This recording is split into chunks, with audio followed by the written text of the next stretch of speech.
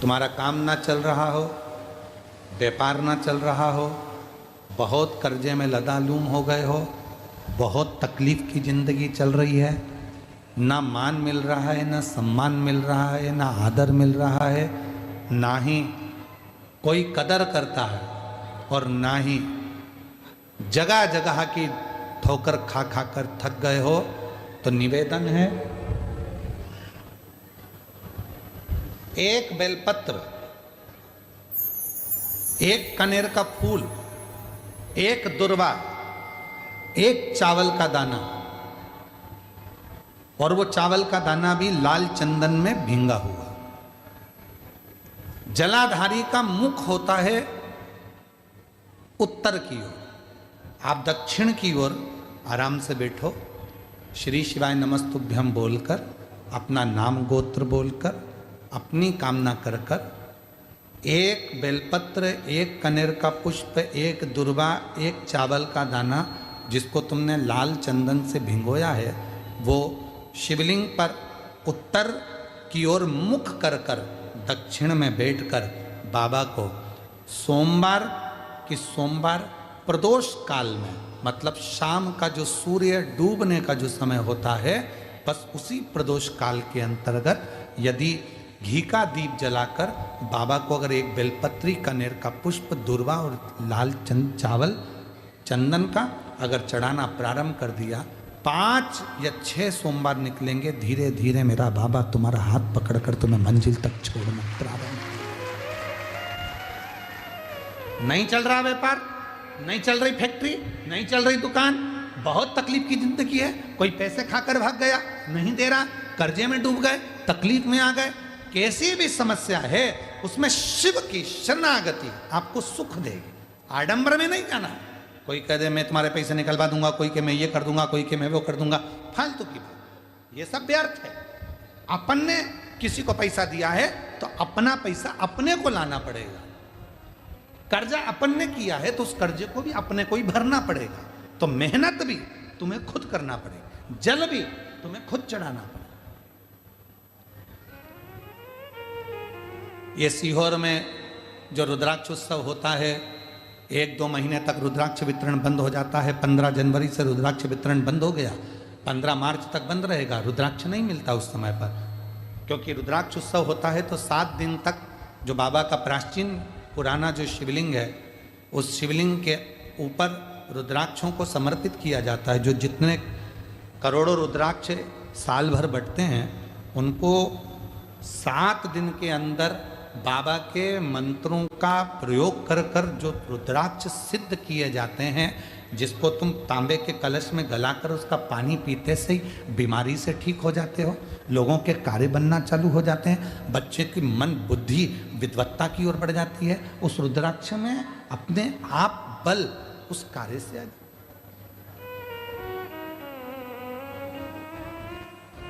बाबा का जो प्राचीन शिवलिंग है उसका दर्शन तो खैर आप लोगों को नहीं होता है, पर जो अंदर बाबा का जो प्राचीन भाव है उस पर उस जहाँ हम लोग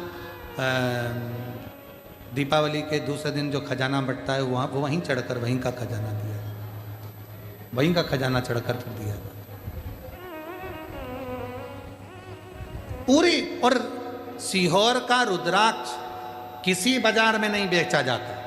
कुबरेश्वर धाम का रुद्राक्ष केवल कुबरेश्वर धाम पर मिलता है। उसका ना तो कोरियर होता है, ना उसको बेचा जाता है, ना कहीं बाहर उसको लेकर जाया जाता है। हम भी उसको साथ में लेकर किसी को देने के लिए नहीं लेकर जाते, हम भी साथ में लेकर देने के लिए नहीं लेते। सीहोर का रुद्राक्ष, कुबरेश्वर धाम का रुद्राक्ष कुबरेश्वर धाम से निःशुल्क सुबह 10 बजे से शाम को 5 बजे तक मिलता है, पर अभी बंद है मिलना। 15 मार्च के बाद फिर चालू हो जाए। वो वहीं प्राप्त होता, बाबा से हाथ पसार कर लाया जाता है, विनय करी जाती, विनती करी जाती है, फिर वो अपना असर देता है। कोई तुमसे कह दे कि मेरे पास में सीहोर का रुद्राक्ष मैं 50 रुपए में दूंगा, 100 रुपए में दूंगा, व्यर्थ की बात है, सब झूठ, सब झूठ। कुबरेश्वर धाम का रुद्राक्ष केवल कुबरेश्वर धाम पर निःशुल्क, आओ ले, विनती करो, बाबा के सामने झोली पसार कर विनय करो, वहीं से प्राप्त। झूठ प्रपंच में ना फंसे, भक्ति करो शिव, दर्शन शिव देता। नेत्र बंद करे मां पार्वती जी कह देती हैं मुझे मालूम है मेरा शिव मुझे जरूर मिलेगा, मेरा शंकर मुझे जरूर मिलेगा, उनको मालूम है।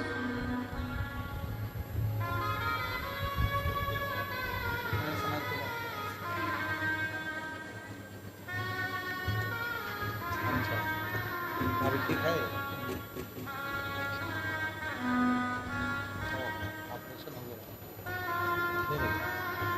रोते नहीं, ले रोते नहीं है, आंसू पोछो, अच्छे जाओ, खुश होकर, खुश होकर जाइए, रोते नहीं है, आंसू पोछ के जाओ।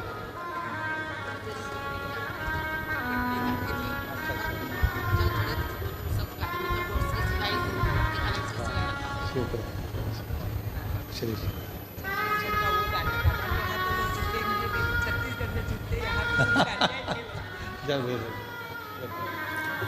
भोले आपकी कृपा से सब काम हो रहा। 14 वर्ष के बाद हुआ है, एक बार जोरदार ताली बजाकर स्वागत करें। साधु शंभु शंभु शंभु करते हो भोले बाबा मेरा नाम हो रहा है, करते हो भोले बाबा मेरा नाम हो रहा। पार्वती जी को भोलेनाथ जी ने स्वप्न में दर्शन दिया और बाबा ने पार्वती जी को अपना बना लिया। आता है, दर्शन देता है। आप जिस विश्वास के साथ उसको श्रवण करते हो उस विश्वास के साथ मेरा भोलेनाथ तुम्हारे पास पहुंचता है। ऐसे नहीं दोगे तो दूसरी तरह से लेना आता है, उसको दान नहीं कहेंगे। बहन को कल साड़ी दिला दी तो तुमने सोचा कि मैंने उसको साड़ी दिला दी है, तो तुमने सोचा कि मैंने उसको दान कर दिया। उसको वस्त्र दिला दिया तो तुमने दान कर दिया, उसको आभूषण दिला दिया तो दान कर दिया।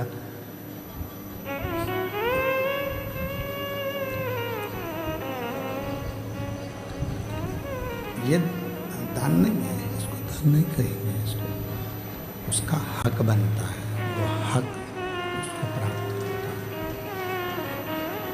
इसका हक है। भोलेनाथ तो कैलाशी कैलाशी विनाशी।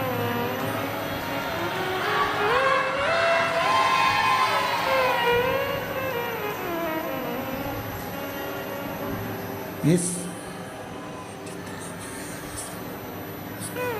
शंभु शंभु शंभु शंभु शंभु शरण मांगो घड़ी रे घड़ी दुख काटो,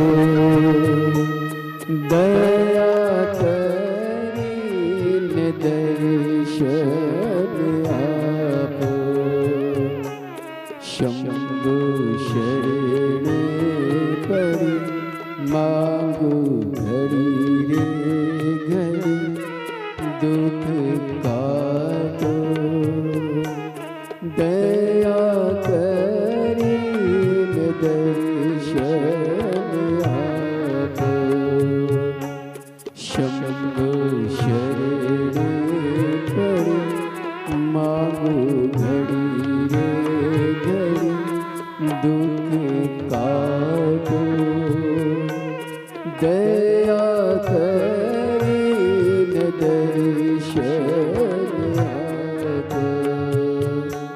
शंभु शरण परि मांगो घड़ी रे घड़ी दुख काटो, दया करीन दर्शन आपो।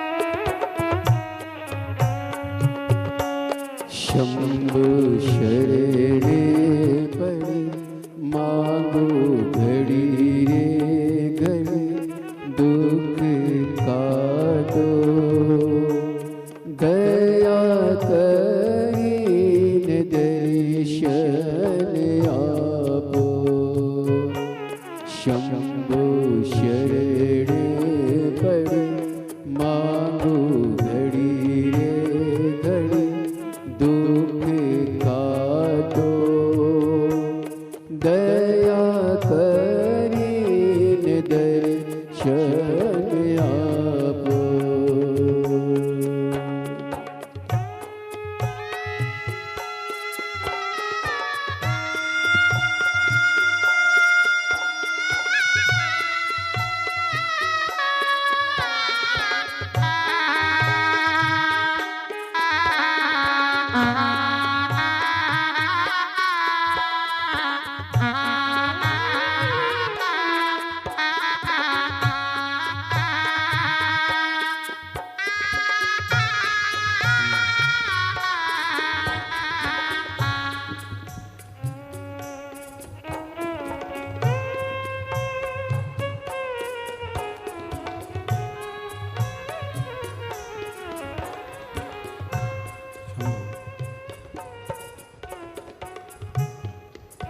कई लोग कह देते हैं कि बहन बेटी को दिया तो दान दिया।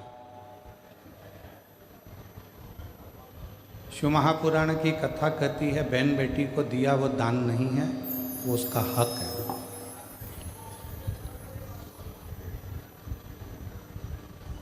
उसको दान नहीं कह सकते, वो उसका हक बनता है।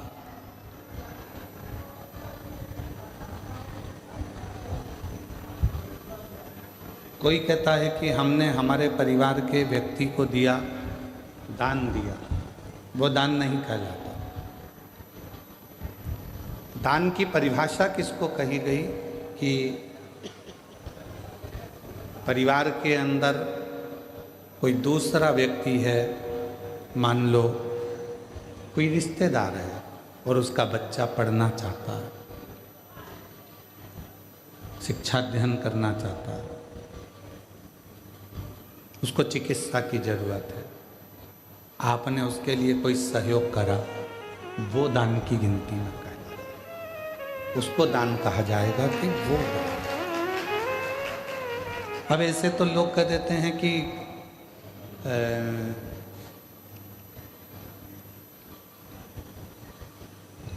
कितना सुंदर कहा है कि यदि हम किसी व्रत का उद्यापन करते हैं, हम किसी व्रत का यदि उद्यापन कर रहे हैं और उद्यापन यदि हम कर रहे हैं तो उद्यापन करने में भी पहला प्रयास होना चाहिए कि बाहर की जो माताएं हैं, बाहर के जो जोड़े हैं, बाहर के जो लोग हैं, उद्यापन में पहले उनको गिना जाए। और हम क्या करते हैं, अपने घर में ही उद्यापन करना है, घर की तो देवरानी जेठानी इतनी सारी हैं, वैसे भी तो बुलाना ही पड़ेगा, तो वैसे की जगह ऐसे बुला लो, गिनती की गिनती हो जाएगी और उद्यापन का उद्यापन हो जाएगा। मतलब तुम्हें काम निपटाना है, तुम्हें उस उद्यापन का फल प्राप्त नहीं करना, तुम्हें उस उद्यापन का फल नहीं चाहिए, तुम्हें केवल काम को निपटाना है, केवल काम निपटाना नहीं भाई। उद्यापन करोगी तो देवरानी तो भोजन करेगी करेगी, जेठानी तो भोजन करेगी करेगी, ननंद भी आएगी आएगी, नंदोई भी आएगा आएगा, तो इन सबको तो तुमको भोजन कराना है, पर इनको उद्यापन में नहीं गिनना है। उद्यापन में उनको गिनो जो दूसरे हैं। क्यों? हम अगर जेठानी को भोजन करा रहे हैं उद्यापन में और जेठानी झूठे बर्तन को हाथ लगा रही है, हम ननंद को भोजन करा रहे हैं उद्यापन में और ननंद पट्टी बिछा रही है, भोजन परोस रही है, काम कर रही है, तो तुम्हारे उद्यापन का फल कहाँ से मिलेगा तुमको? उस उद्यापन का फल भी तो मिलना चाहिए। उसका फल भी तो प्राप्त होना चाहिए। हमें फल कब मिलेगा? जब हम कोई दूसरा आया है उसके लिए पट्टी बिछा रहे हैं, आसन लगा रहे हैं, भोजन की थाली तैयार कर रहे हैं, भोजन करा रहे हैं, पकवान दे रहे हैं, उनको कोई सामग्री दे रहे हैं, तो वो उद्यापन का फल प्राप्त हो।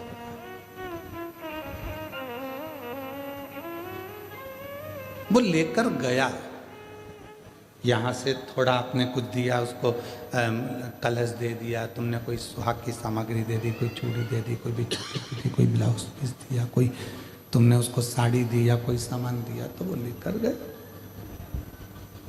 वो लेकर पहुंचा, तो वो उद्यापन है। अब तुमको मालूम है कि अगर मैं उद्यापन करूंगी तो मुझे ननंद को तो बुलाना पड़ेगा, मम्मी नहीं मानेंगी। तुमको मालूम है कि मैं उद्यापन करूंगी तो मुझे जेठानी को तो बुलाना ही पड़ेगा, देवरानी को तो बुलाना ही पड़ेगा, जेठानी को बुलाना ही पड़ेगा, मानेंगे नहीं घर के लोग। तो क्यों ना उनको भी उद्यापन में जोड़े में गिन लूं, और तुमने उनको भी उद्यापन के जोड़े में गिन लिया और विचार करा, मेरे 16 जोड़े पूरे हो गए, मेरे 16 सोमवार का उद्यापन हो गया, अब भगवान शंकर मुझे फल देंगे। शंकर जी सोचे, जितनी चतुर तू है उससे चौगना चतुर मैं हूं।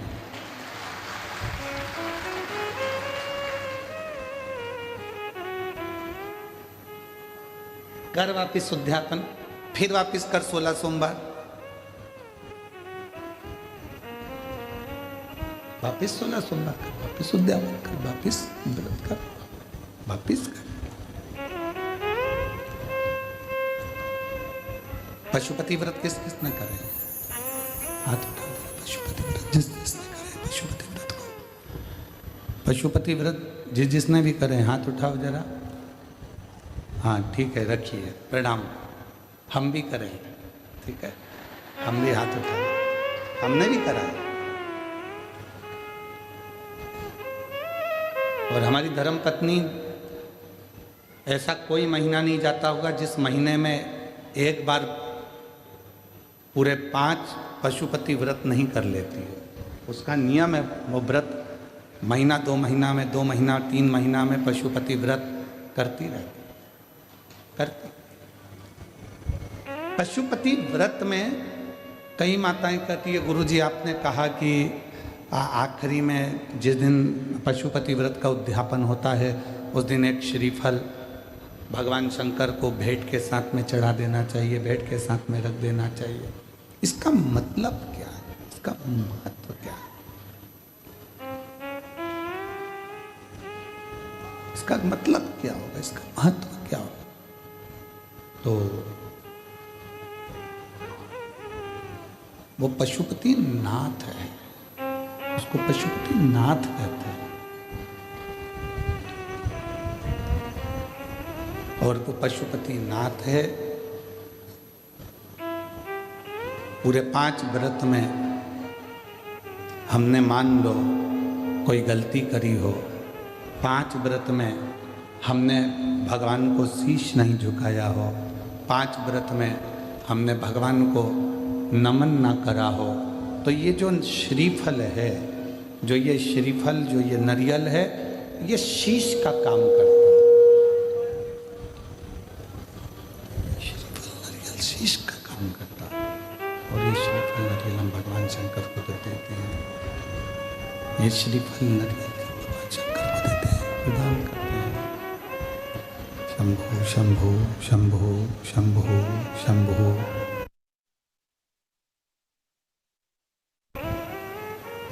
ये नारियल शीश का काम करता है। हे प्रभु, हो सकता है कि मैंने अपना शीश आपके चरणों में नहीं नवाया हो सकता है जैसे गलती हो गई, हो सकता है मैंने गलती करी, मैं आपके चरणों में शीश नवा सकी, इसलिए मैंने ये शीश रूपी नारियल, मैंने ये अपना मस्तक, शंभो शंभो, मैंने अपना ये मस्तक, अपना ये शीश आपके चरणों को नमन करने के लिए दिया।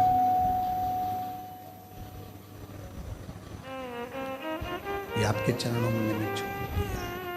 और अब सौंप दिया इस जीवन का सब भार तुम्हारे हाथों में।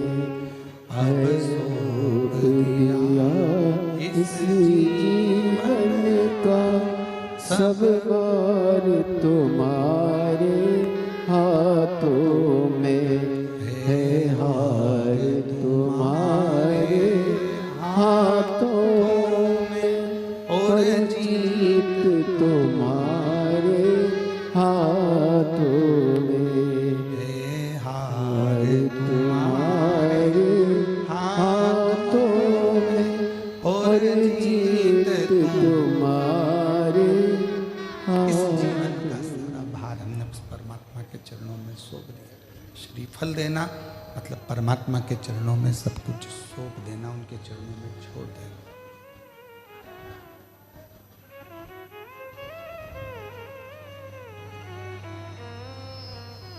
ये जितना कई लोग कहते हैं गुरुजी, गुरुदेव हम, आप कहते हो कि पूर्व समय का हमारे कर्म का भोग हमको इस जन्म में आकर भोगना पड़ता है। हमारे पूर्व का कर्म का दंड हमको इस जन्म में भोगना पड़ता है। हाँ, भोगना तो पड़ता है।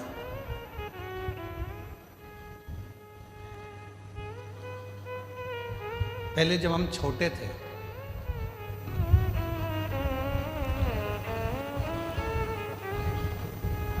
बहुत ज़्यादा छोटे थे, तो नवरात्रि में कन्या भोजन करने जाती थी तो उनके साथ हम लंगूर भी जाते थे। और यहाँ पर कई जीजाउन बैठे होंगे, कई लड़के बैठे होंगे, वो भी बचपन में चले जाते होंगे। भले वो नहीं कह रहे तो क्या हुआ, पर हम तो कह रहे हैं ना, हमारी कथा तो हमको सुनाने में क्या दिक्कत है। उनको शर्म आती होगी कि हमने क्या कन्या भोज में कन्या के साथ बैठकर भोजन कर, हमने तो किया। पर जिन जिन के यहाँ भोजन करने जाते थे वो आंटी इतनी चतुर होती थी ना,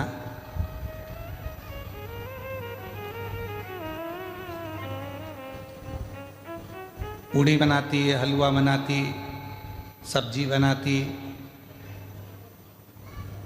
अब उस समय पर हमें भी 3-4 घर में भोजन करने जाना पड़ता, तो कई घर ऐसे थे कि जहाँ पर हम भोजन नहीं कर पाते तो वो क्या करती, बेटा जितना खाना है उतना खाना, बाकी का बांध के ले जा। वो आंटी इतनी चतुर थी कि हमें जितना खाना होता था उतना खा लेते थे, और बाद में वो आंटी ऐसे पूरा पत्तल की ऐसी घड़ी बना के उसमें पूड़ी सब्जी सब रख के और हमको दे देती थी, और साथ में विदा में एक केला भी दे देती थी, और हम चले जाते।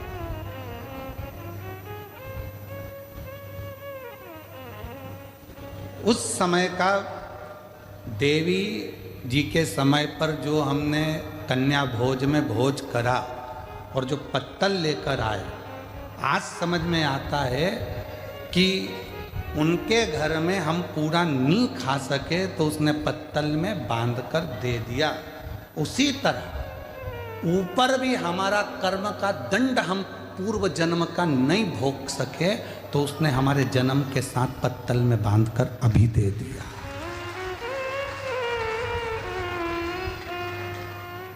ये जितना संसार में आने के बाद हम भोग भोगते हैं, ये हमारे वहाँ पर नी निपटा के आए तो आज हमें भोगना पड़ता। कोई पूर्व का कर्म जो था वो हम नहीं भोग सके तो उसका थोड़ा सा भाग रह गया, और वो भाग आज हमको भोगना पड़ा।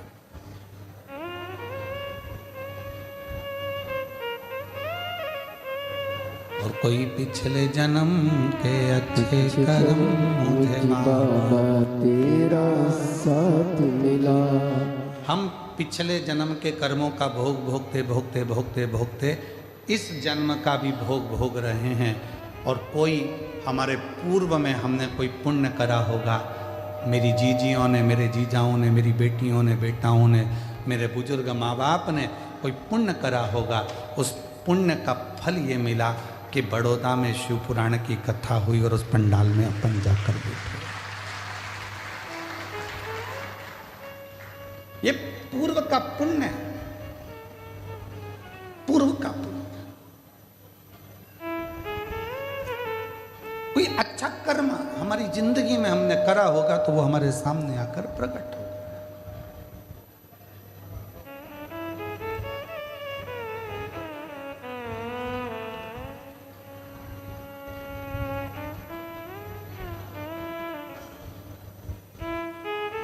किसी ने पूछा गुरुजी बहू कौन से कर्म से मिलती है? हमने कहा गाय को रोटी खिलाने से। अच्छा, हाँ, पूर्व जन्म में गाय तुम्हारे दरवाजे पर आती थी, तुम्हारे दरवाजे पर खड़ी रहती थी रोटी के लिए, तुम रोटी लाकर देती थी, वो खा लेती थी। दूसरी बार फिर आती थी, तुम रोटी नहीं देती थी, घर के लोग कहते थे अभी तो दी थी, अभी तो दी थी, और उसको डंडा उठाकर चिल्लाकर भगा देते। बस वो ही गाय तेरे घर बहू बन के आई। सुबह की चाय दे देती है बहुत अच्छे से, दिन की मांग के दे, मांग के। अरे मम्मी अब भी तो पी थी तुमने, सबकी चाय बनाऊंगी तो क्या तुम्हारी भी बनाऊंगी? ये तो अब भी सर्विस से आए, नौकरी से आए, इनकी बनाऊं कि तुम्हारी बनाऊं? बस अगर उस समय पर रोटी 2 बार भी दे देती तो 2 बार चाय भी मिल जाती। 2 बार पूर्व कर्म, पिछला हिसाब बराबर।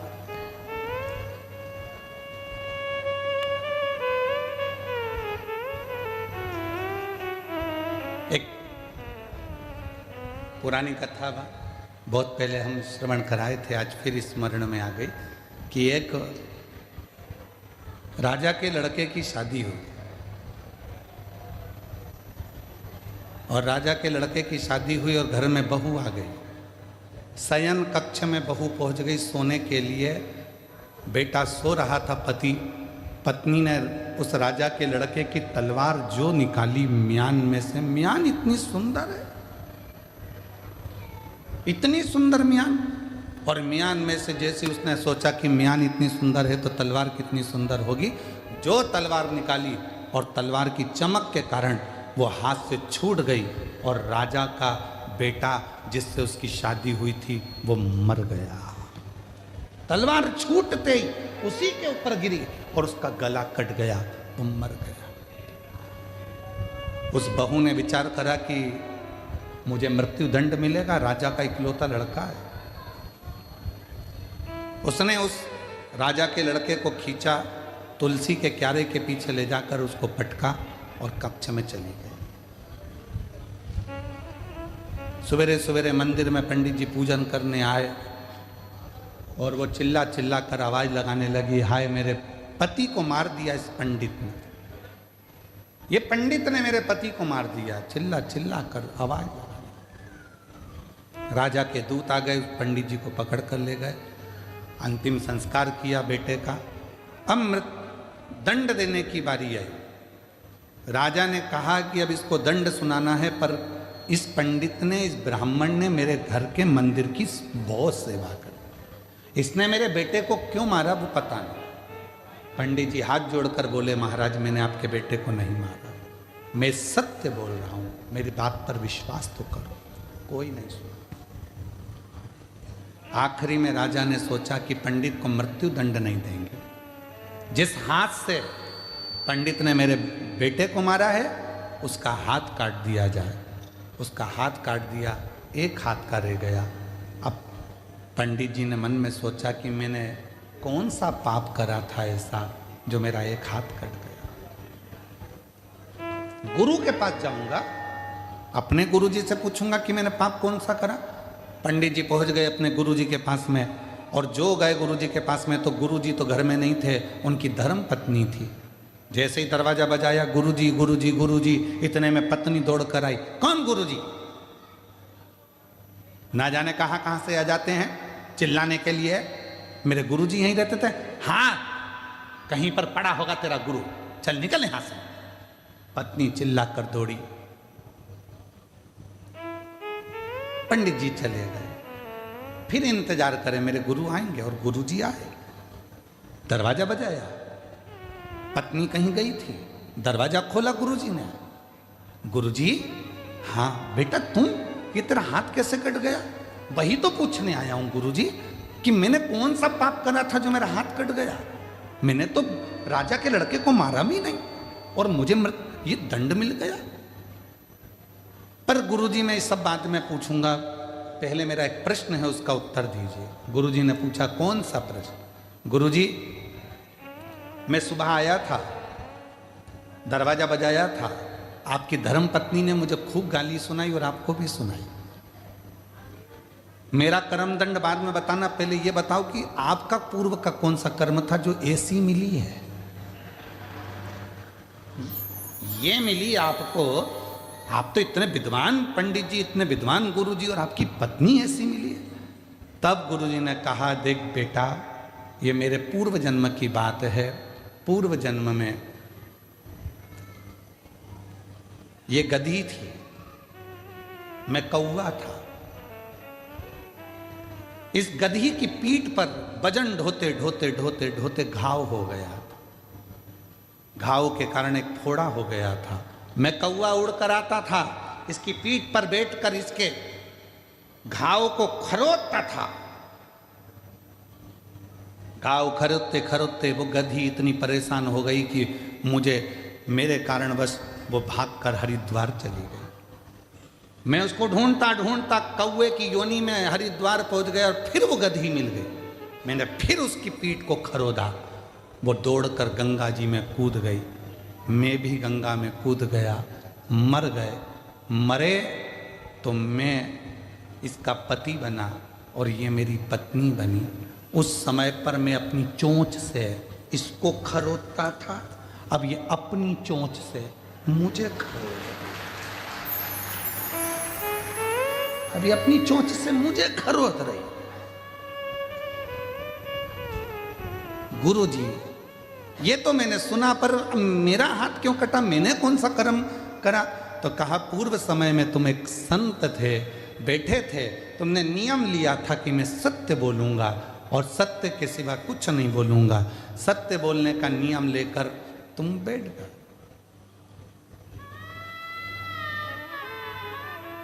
और उसी समय पर एक कसाई के हाथ से गाय छूट कर भागी। तुम तप कर रहे थे, गाय तुम्हारे सामने से निकल गई।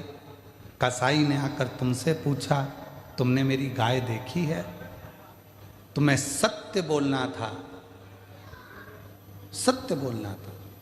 तो तुम तप में लगे थे, तुम झूठ नहीं बोल सकते थे, इसलिए तुमने अपने हाथ का इशारा उस गाय की ओर कर दिया।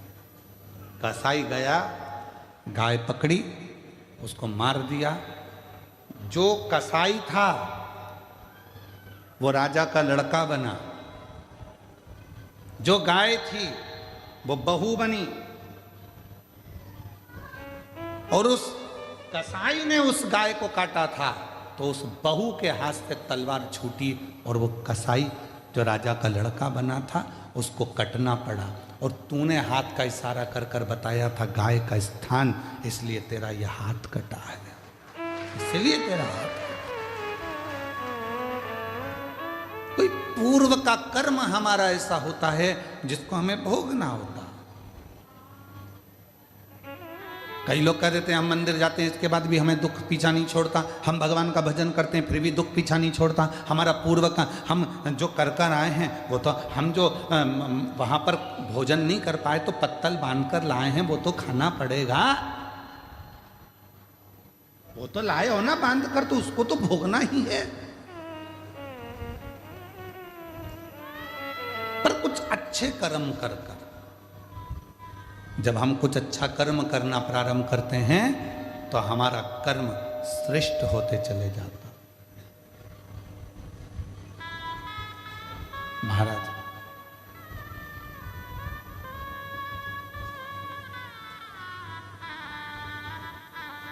कोई पिछले जन्म के अच्छे कर्म मुझे बाबा तेरा साथ मिला।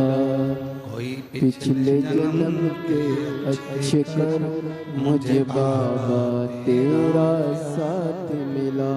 जहाँ सारी दुनिया झुकती है, जहाँ सारी दुनिया झुकती है, मुझे वो आली दरबार मिला, दरबार मिला। पिछले जन्म के अच्छे कर्म मुझे बाबा तेरा साथ मिला। कोई पूर्व का कर्म होगा जो हम भोग रहे हैं। इसीलिए शिव महापुराण की कथा कहती है अपने बच्चों को मंदिर जाने की आदत डालो, अपने बच्चों को एक लोटा जल ले जाकर शिव मंदिर में भेजो, अपने घर के एक एक बच्चे को शिवालय तक भेजने का प्रयास करो। क्यों? हम तो खैर वो नहीं पहनते जो तुम लोग ये शर्ट पहनते हो बटन वाली, हम नहीं पहनते हैं। हम तो ये बांधने वाली पहनते हैं, ढीली हो जाए तो कस लो। अब तुम्हारी तो जो फिटिंग है वैसी की वैसी पहन लो, भले ढीला ढल्ला हो।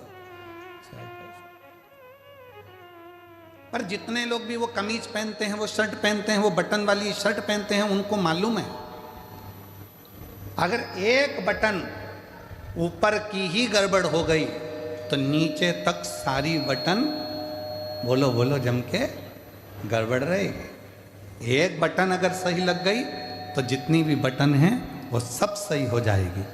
एक बटन अगर आड़ी टेढ़ी हो गई तो सारी बटन आड़ी टेढ़ी हो गई। उसी तरह यदि बचपन आड़ा टेढ़ा हो गया तो जवानी अधेड़ी और बुढ़ापा भी आड़ा टेढ़ा हो गया। बटन पहले नंबर की अगर सही है तो बाकी की बटन भी सब सही है, सब सही।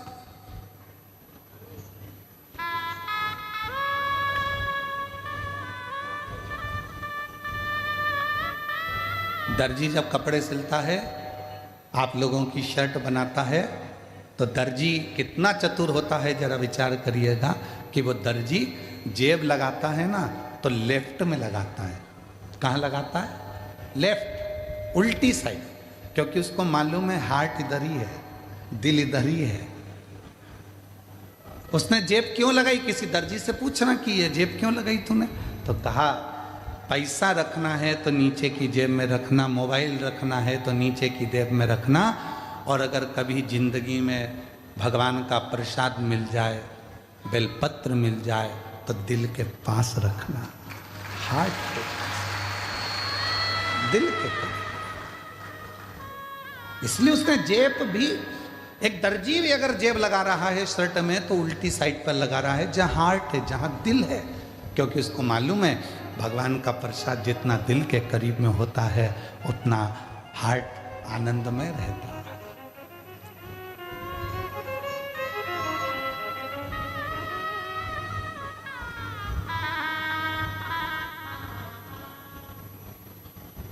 पर दुनिया के लोग ना जाने क्या आज के समय में लोगों को हो गया, परेशानी अपने माथे पर लेते जाते हैं।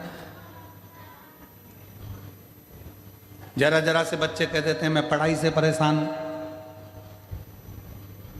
लड़कों से पूछो तो, उनकी माओं से पूछो तो कि बच्चों के विवाह से परेशान हूं।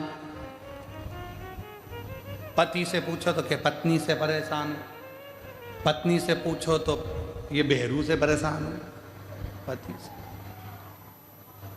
माँ से पूछो तो कि बच्चों से परेशान हूं।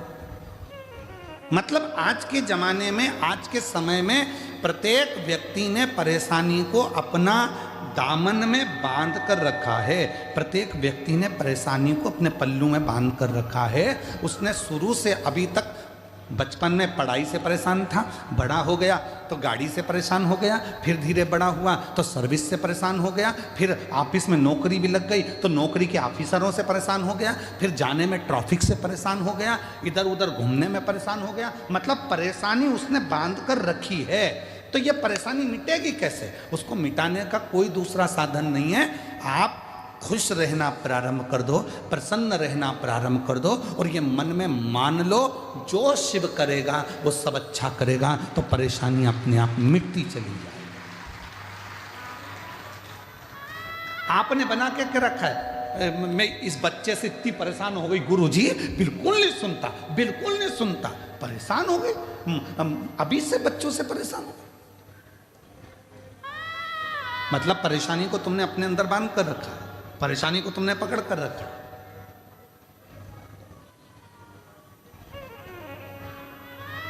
यहां आज कथा में सूरत में जिन्होंने कथा करवाई थी, सम्राट भाई पाटिल आए हुए हैं। कहाँ बैठे? अच्छा, प्रणाम। पहली कथा जो सूरत में कराई थी आपने, बड़ी सुंदर कथा कराई।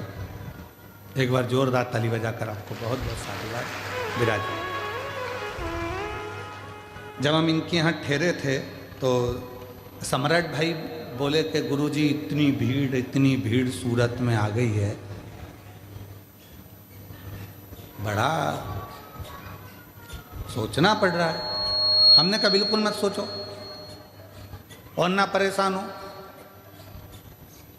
ना तुमने बुलाया है ना तुम बुला सकते हो, ये तो उसका डमरू बजता है तो कोई चल कर आता है।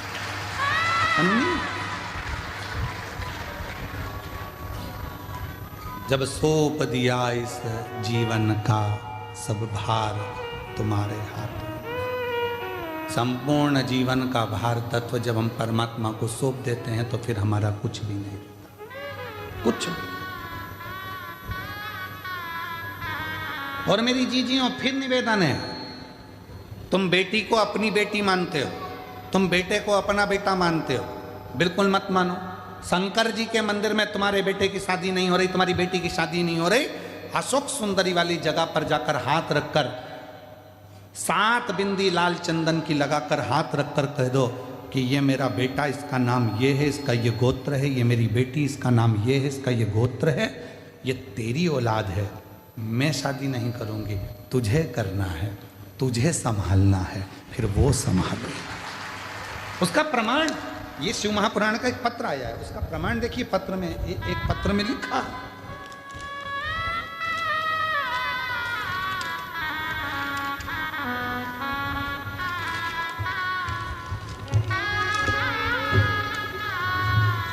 पत्र में लिखा, सीमा दिलीप ढकाते, प्लाट नंबर 296, द्वारकेश नगर, सूरत,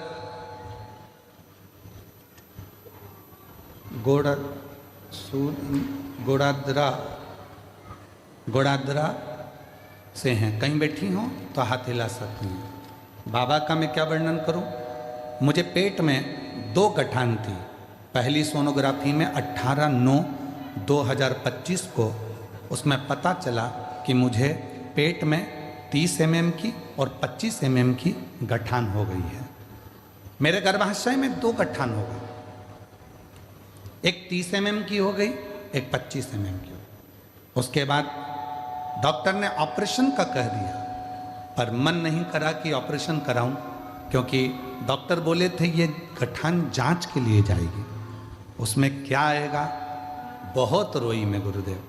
तब किसी एक बहन जी के कहने पर मैं सीहोर चली गई और सीहोर में रुद्राक्ष लेकर आ गई। उसका जल शिवजी को चढ़ाकर ग्रहण करना प्रारंभ किया और बेलपत्र का भी सेवन किया। फिर हमने दूसरी सोनोग्राफी, जब पहली सोनोग्राफी कराई थी 18/9/2025 को, उसमें पता चला था 30 mm की 25 mm की गठान है, ऑपरेशन का कह दिया। दूसरी सोनोग्राफी कराई 11/11/2025 को, उसमें पता चला रुद्राक्ष का जो जल पिया था उसमें मालूम पड़ा जो 30 mm की गठान थी वो 25 की हो गई है, और जो 25 mm की गठान थी वो 12 mm की हो गई है। 12 mm की।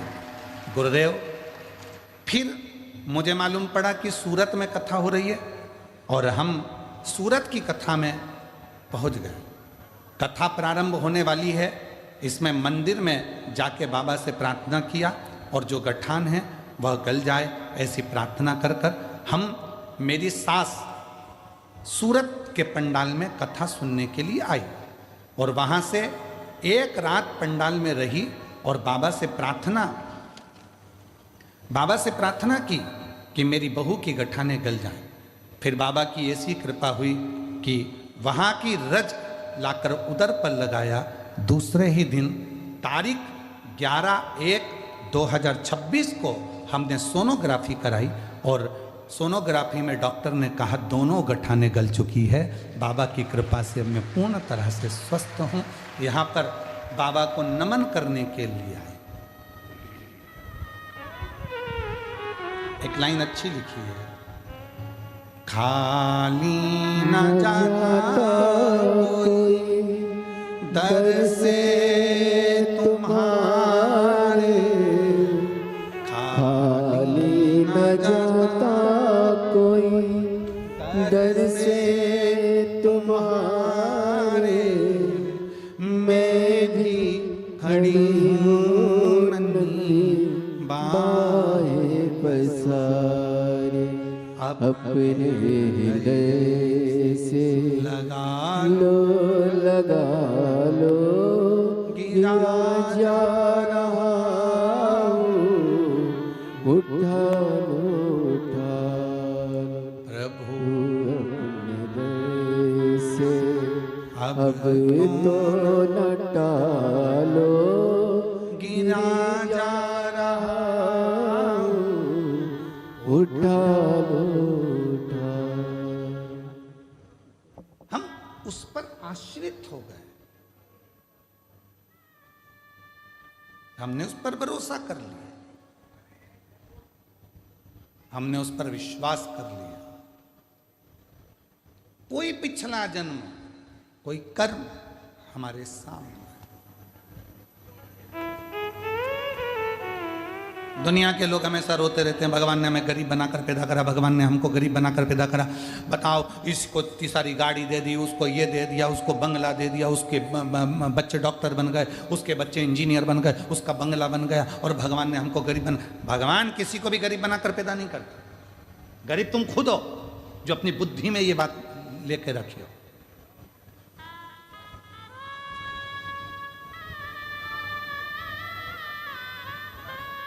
हम ढलना नहीं सीख रहे।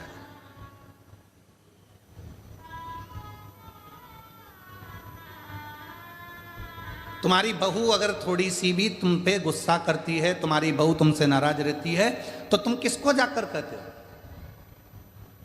किसको जाकर कहते हो? उसके पिताजी को कहेंगे, उसके रिश्तेदार को कहेंगे, अपनी बेटी को फोन लगा के तेरी भाभी रत्ती भर अच्छी नहीं है, अरे ऐसा काम करी, तेरे भैया की पत्नी ने ऐसा काम करा, और वो आकर खड़ी हो जाती है तो तुम एकदम चुप। सीखो। चलो एक बात हम तुमसे पूछते हैं, उत्तर देना जरा। तुम्हारे यहां की लाइट चली गई, नगर पालिका को फोन लगाओगे? जम के बोलो। पीडब्ल्यूडी को फोन लगाओगे? जम के बोलो। जल मंत्री को फोन लगाओगे? जम के बोलो। नहीं। फोन कहां लगाओगे? विद्युत विभाग में। एमपीबी को फोन लगाओगे? जो विद्युत विभाग है उस विभाग को फोन लगाओगे। बोलो सही है कि गलत है? पीएचई को फोन लगा कर क्या करोगे? नगर निगम को फोन लगा कर क्या करोगे? विधायक को फोन लगा कर क्या करोगे? पार्षद को फोन लगा कर क्या करोगे? फोन लगाना पड़ेगा कि बिल के ऊपर नंबर लिख कर दिया जाता है, अगर लाइट में कुछ गड़बड़ी हो, लाइट नहीं आए तो विद्युत विभाग को फोन करो। हाँ, तुम्हारी नाली साफ नहीं हो रही है तो किसको फोन लगाओगे? विद्युत विभाग को। फोन लगाना पड़ेगा नगर निगम को, नगर पालिका को। तुम्हारे घर पानी नहीं आ रहा, फोन लगाना पड़ेगा पीएचई को, जल विभाग को। अब तुम लाइट गई, नगर पालिका को फोन लगा रहे हो, नाली खराब है, विद्युत विभाग को फोन लगा रहे हो, तो वो सुधरने वाली नहीं है। उसी तरह यदि गलती बहू की है तो सबको कहना बंद कर दो, एक कमरे में बैठकर बहू से बात करो। नगर पालिका की गलती है तो नगर पालिका से कहो, विद्युत विभाग की गलती है तो विद्युत विभाग से कहो, बेटे की गलती है तो बेटे को बुलाकर बात करो। पर जगह जगह जगह जगह फोन लगा रहे हो, साहब हमारी लाइट चली गई, साहब हमारी लाइट चली गई, साहब हमारी बहू ने ये कर दिया, साहब हमारी बहू ने वो कर दिया। तो दुनिया करेगी क्या? याद रखना, शादी में 1000 व्यक्ति को बुलाओ, वो 1000 खाकर जाएंगे, पर जब तुम्हारे घर में उत्पात मचेगा, बहू बेटे का झगड़ा होगा, वो 1000 में से एक को भी बुलाकर बैठा दो।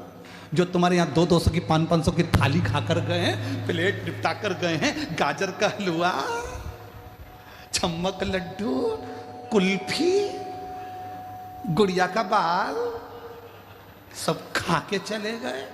अब घर में धमाल मच रहा है।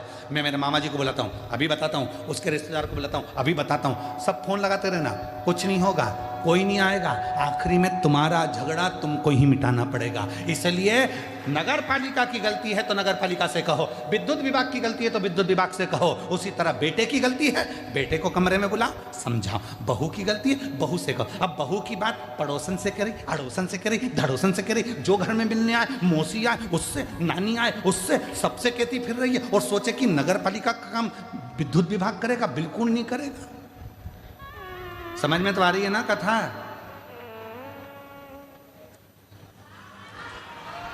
आ रही है ना?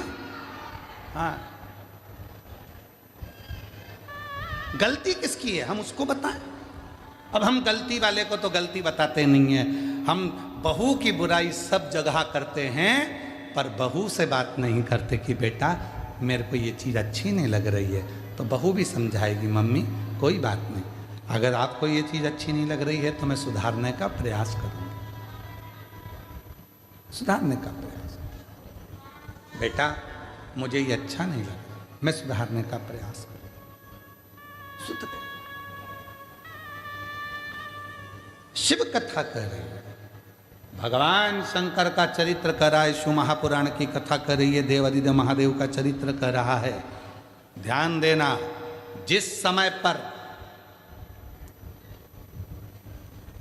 तारकासुर सामने आकर खड़ा हो गया था, तारकासुर, और जिस समय पर तारकासुर आकर खड़ा हुआ, तारकासुर ने सम्मुख में आकर मां जगत जननी जगदम्बा अंबा पार्वती जी को ललकारा। उनकी सुंदरता देखकर उनकी ओर मोहित होकर उनको पाने का प्रयास करने लगा। मां आद्यशक्ति जगत जननी जगदम्बा दुर्गा को, मां भवानी को पाने का प्रयास करने लगा। अब मां आद्यशक्ति जगत जननी जगदम्बा शिव जी का इंतजार करती, मां जगत जननी जगदम्बा भगवान विष्णु से शिकायत करती, मां जगत जननी जगदम्बा ब्रह्मा जी से शिकायत करती, कुछ नहीं करा। मां जगत जननी जगदम्बा ने एक काम करा, स्वयं सिंह पर सवार हो गई और उस तारकासुर का संहार मेरी मां जगत जननी जगदम्बा स्वयं सिंह पर सवार होकर उसको ललकारती हुई दूर लेकर चली गई। चल दूर, दूरों तक फेंक कर आ गए। फिर बाद में वही महिषासुर की कथा कहती है, फिर बाद में वही तारकासुर का संहार षडानंद कार्तिकेय से करा देते। महिषासुर के साथ भी यही, किससे कहें? हम कहें तो अपने बाबा से ही तो कहेंगे।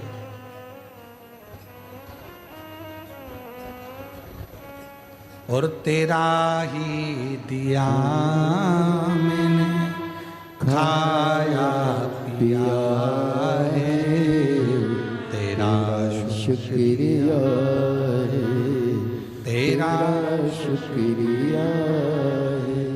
मुझे भोले बाबा ने बहुत दे दिया है, तेरा शुक्रिया है, तेरा शुक्रिया। हम कहें तो किससे? एक पत्र है, अच्छा है, देखिए।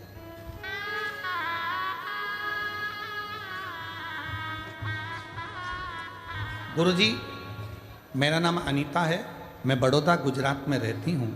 मेरी बेटी को ऑटिज्म एक बीमारी होती है जिसमें दिमाग विकास नहीं कर पाता, बहुत कम दिमाग होता है। हाइपर हो जाती है, सामान फेंक देती है, सामान तोड़ देती है, उसके हाथ में जो आता है वो फेंक देती है, तोड़ फोड़ कर देती है। कोई समझ में नहीं आया। डॉक्टर ने कहा कि ये ऐसी कैसी ही रहेगी। ना खुद से खा पाती थी और ना स्वयं जल पी पाती थी, शुद्ध नहीं थी। कहाँ क्या करना है इसकी भी उसको शुद्ध नहीं रहती थी। एक ऑटिज्म बीमारी, कहीं बैठी हो बेटी, अगर आए हो, मेरा नाम अनीता है, मैं बड़ोदरा की रहने वाली हूँ, कहीं बैठी हो तो आ सकती हैं एक बेलपत्र लेने के लिए।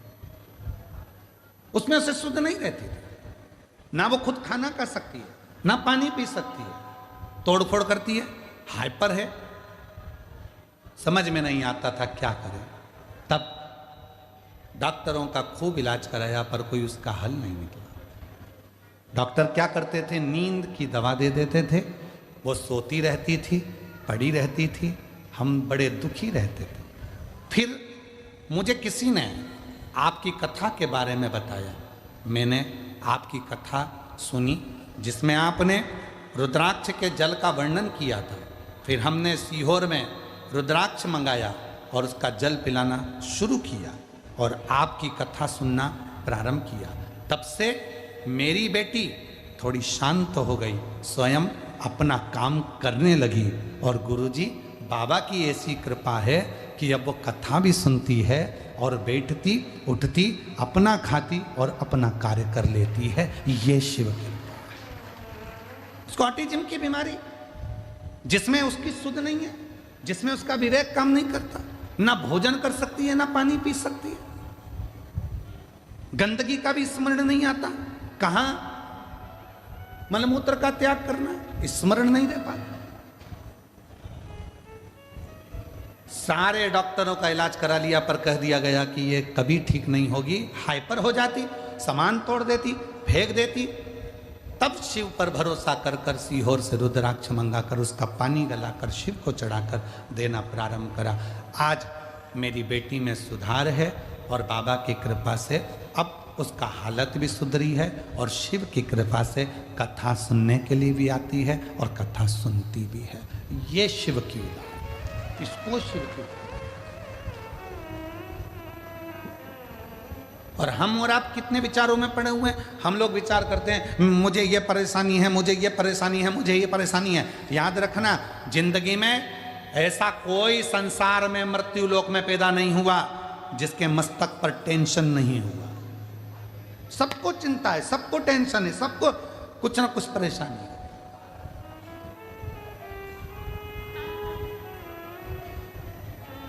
पर क्या करें, किसको करें?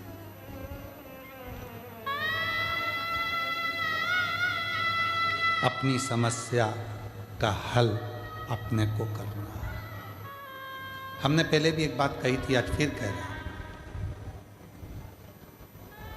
इधर एक माता जी बैठी हैं, उनको बहुत तेज छींक आ रही है। मैं इधर वाले भैया जी से कहूं कि छींक दो तो उनकी छींक इधर वाला छींक सकता है क्या? बोलो, जम के बोलो जरा। चलो ठीक है। इधर एक दादाजी बैठे हैं, मैं उनको खांसी आ रही बहुत तेज, और मैं उनसे कहता हूँ तुम मत खांसना, पड़ोसन खांसेगी। खांसने से काम चल जाएगा क्या? जम के बोलो, नहीं। अपनी बटन अपने को खुद लगाना है, अपनी खांसी अपने को खुद खांसना है, अपनी छींक अपने को खुद छींकना है, अपने को पांव हाथ में खुजाल चली तो अपने को खुजालना है। अर्थात अपने पेट में दर्द हुआ तो दवाई भी अपने को खाना है। तो अपनी जिंदगी में अगर दुख आया है तो एक लोटा जल चढ़ाकर उस दुख को भी अपने को ही काटना है, कोई दूसरा नहीं काटेगा। संसार में कोई पैदा नहीं हुआ जो तुम्हारे दुख को काट दे। याद रखना, कहीं का महाराज तुमसे कह दे कि मेरे पास आकर बैठो, मैं तुम्हारा दुख काट दूंगा, समझ लेना पक्का बेवकूफ बना रहा है, 1 लाख 2 लाख लेके चले जाएगा। साफ बेवकूफ बना रहा है। कोई किसी का दुख नहीं काट सकता। संसार में कोई पैदा नहीं हुआ कि किसी का दुख काट दे। भगवान राम की जिंदगी में भी दुख आया था, 14 वर्ष का वनवास आया था, बड़े बड़े गुरु उनके पास में थे, विद्वान विद्वान उनके ऋषि उनके पास में थे, वो भी राम जी का दुख नहीं काट पाए। क्यों? राम जी ने पूछा मेरी जिंदगी में दुख आया, सीता मैया की जीवन में दुख आया था, इतने बड़े बड़े उनके पिता जनक जैसे विद्वान थे तो दुख का नहीं काट पाए। क्यों? क्योंकि जो हमारे पिछले कर्म का भोग है वो हमको खुद भोगना पड़ेगा, अपना दुख खुद को काटना पड़ेगा, कोई नहीं काटे। सारी समस्या का हल एक लोटा जल, और वो एक लोटा जल तुम्हें चढ़ाना पड़ेगा, तुम्हें। इसलिए शिव महापुराण की कथा बार बार कहती है कि एक लोटा जल लेकर मंदिर जाओ, एक लोटा जल लेकर मंदिर जाओ, एक लोटा जल लेकर मंदिर जाओ। क्यों? क्योंकि तुम खुद चलकर जाओगे, उसके दरवाजे पर तुम्हारा अपना दुख है वो स्वयं काटेगा। बेटे का वो खुद काटेगा, बेटी का वो खुद काटेगा। अब मालूम पड़े तो तुम सोचो कि मेरी बेटी के लिए मैं कुछ कर दूं गुरुजी, मेरे बेटे के लिए मैं कुछ कर दूं गुरुजी। जिसके कर्म का जिसको भोगना, और अगर किसी के करने से हो सकता है तो करके देखो।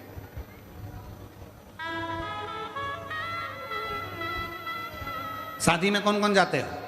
हाथ उठाओ जितने लोग शादी में जाते हैं, जम के हाथ उठाओ जरा सभी लोग। हाँ उठा लिए, धर लो वापिस। शादी में खाना खाते हो, भोजन करते हो, हाथ तो उठाओ। हाँ ठीक है।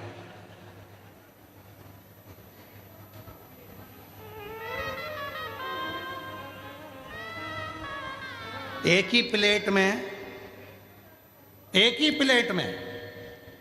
एक ही गुलाब जामुन की कटोरी, एक ही गाजर के हलवे की कटोरी, उसमें दोनों पति पत्नी खा लेते हो? जम के तो बोलो। गाजर का हलवा दोनों को अलग अलग खाना है। समोसा पति भी खाएगा, पत्नी भी खाएगी, इसकी प्लेट अलग, इसकी प्लेट अलग। ये खाएगा, इसका पेट भराएगा, वो खाएगी, उसका पेट भराएगा। तो मंदिर भी सबको जाना चाहिए। पर कई लोग विचार में रहे, गुरुजी जब दान करने का नंबर आता है, कहीं 150 रुपए चढ़ाना होते हैं, तो माताएं सिर पे पल्लू लेके पति को टच कर लेती है। टच। हमने पूछा इससे क्या होगा? 50-50। तो हमने कहा ठीक है। अब मिल कहीं की शादी में, और जो शादी में मिली उसके हाथ में प्लेट थी पति के हाथ में, हमने उसकी पत्नी से कहा टच कर ले, वो खाएगा तुझे मिल जाएगा। समोसा वो खाएगा मिलेगा तुझे, गाजर का हलवा वो खाएगा मिलेगा तुझे। अपनी आइसक्रीम अपने को साफ करना है, अपना दुख अपने को मिटाना है, दूसरे की सामर्थ्यता नहीं। ये तुम लोग जो ढोंग प्रपंच में फंस जाते हो, आडंबर में फंस जाते हो, कहीं का आकर कह देता मेरे पास आकर बैठो, मैं तुम्हारी पूरी जिंदगी संवार दूंगा, मैं तुम्हारा दुख मिटा दूंगा। उसका बापड़े का तो खुद नहीं मिट रही है जो तुम्हारा मिटाने चला। और किसी के पास जाओ और वो कह दे तुम्हारा दुख मैं मिटाऊंगा, तो उसको कह के आ जाना एक लोटा जल चढ़ा ले, तेरा खुद मिट जाएगा। सारी समस्या का हल एक लोटा।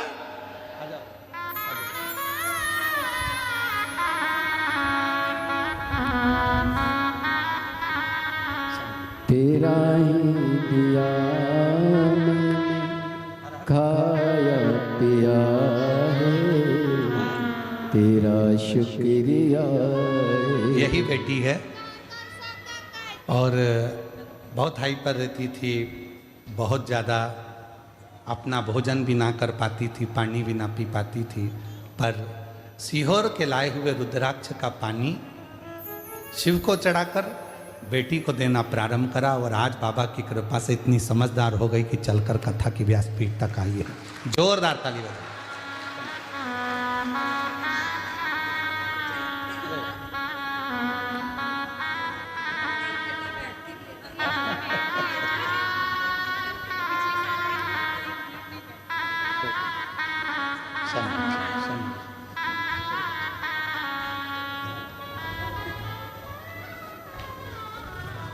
तेरी कृपा बिना ना हिले एक भी,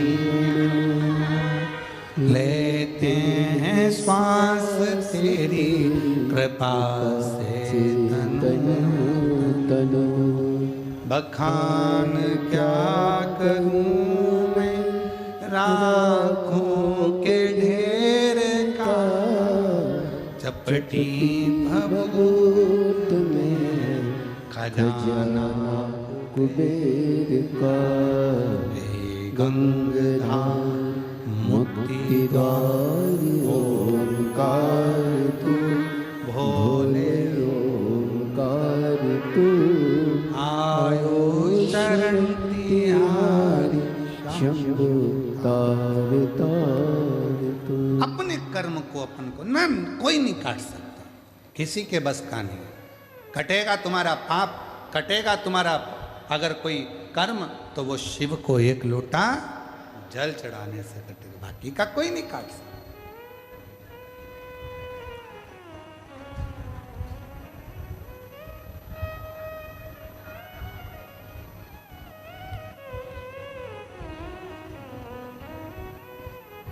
वो कहते हैं ना,